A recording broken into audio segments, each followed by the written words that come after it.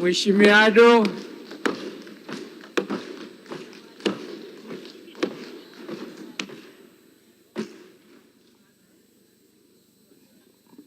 Mheshimiwa Spika, mimi nitakuwa na hoja tofauti na hoja ambayo imetawala Bunge. La kwanza, naomba kutangaza maslahi kwamba mimi kwa muongo mmoja na ushei nimekuwa kwenye nafasi ya uwenyekiti wa kamati ya mshikamano baina ya Watanzania na wananchi wa Sahara Magharibi. Kwa sentensi yangu ya kwanza ni ya kuunga mkono msimamo wa sasa wa Tanzania endelea kuitambua Sahara Magharibi.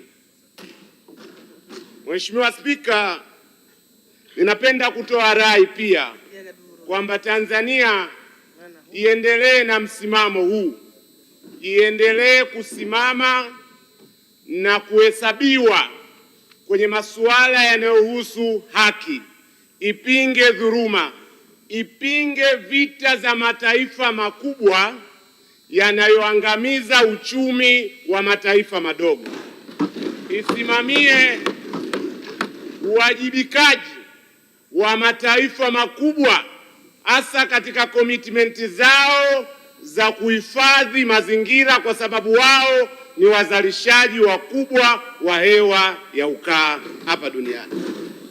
Kwa lugha nyepesi, ninamaanisha kwamba sera yetu ya kutofungamana na upande wowote na sera yetu ya diplomasia ya uchumi isitufanye tukae kimya pale ambapo kuna ukandamizaji wa haki na dhuluma na mwenendo usiofaa duniani. Hilo la kwanza nilitaka kulisema.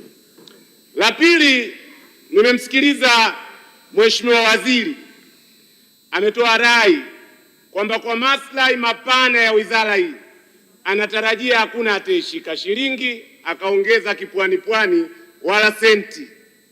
Lakini liko jambo moja nitahitaji maelezo yake ya ziada ili aweze kunishawishi, ni juu ya ahadi ya serikali ya kutoa hadhi maalum kwa raia wenye asili ya Tanzania waliokuwepo kule ng'ambo.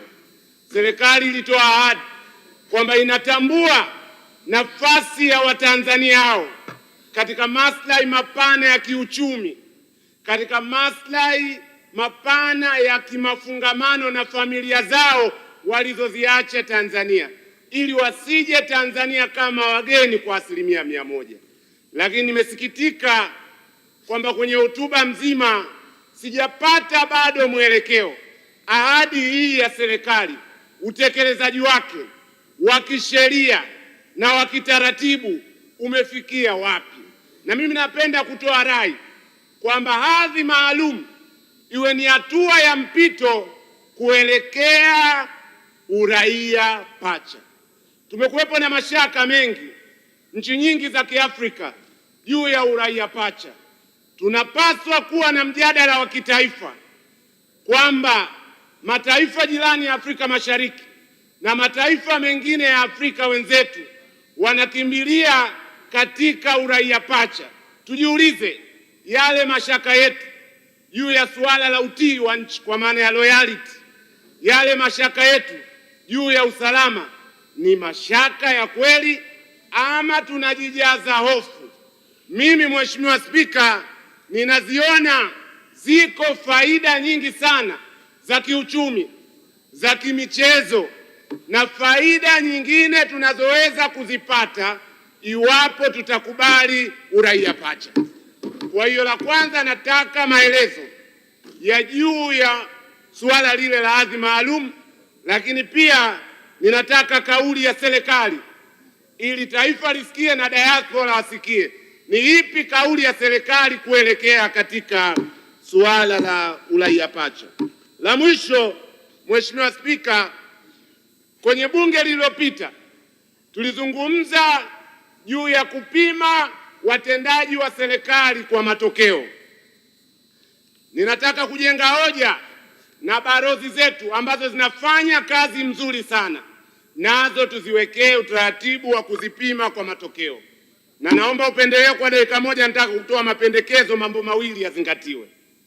La kwanza ni lazima tuhakikishe tunatenga fedha za kutosha, tunawekeza vya kutosha kwa balozi zetu na tunapeleka fedha hizo mapema. Ukisoma taarifa za miaka yote za CAG zinaonyesha kwenye eneo hilo bado kuna changamoto kubwa sana.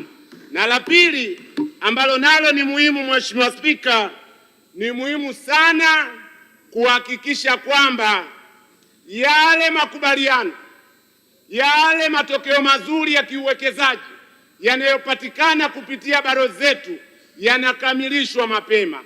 Kwa taarifa nilizonazo, kuanzia mwaka 2022 mpaka mwaka 2025 yako makubaliano, ziko hati za makubaliano za maslahi kiuchumi kwa ajili ya nchi yetu zipatazo 50 bado ziko pending.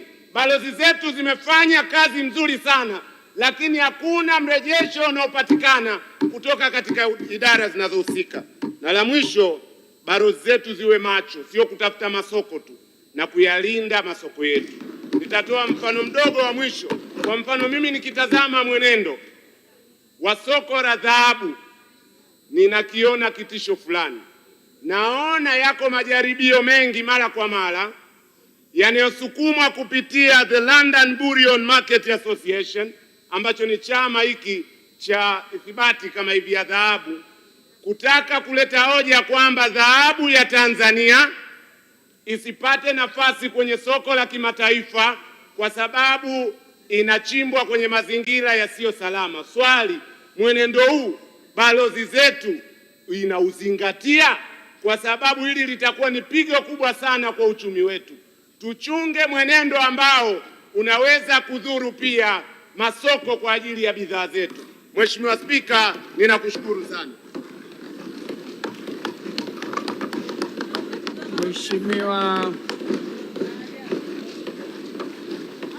Mheshimiwa Naibu Waziri wa Mambo ya Nchi za Nje, jiandae waziri.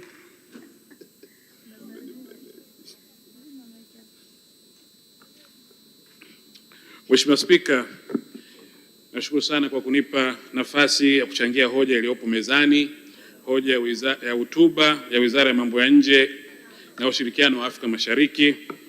Mheshimiwa Spika, napenda kwanza kuchukua nafasi hii kumshukuru Mwenyezi Mungu mwingi wa rehema kwa afya njema na baraka tele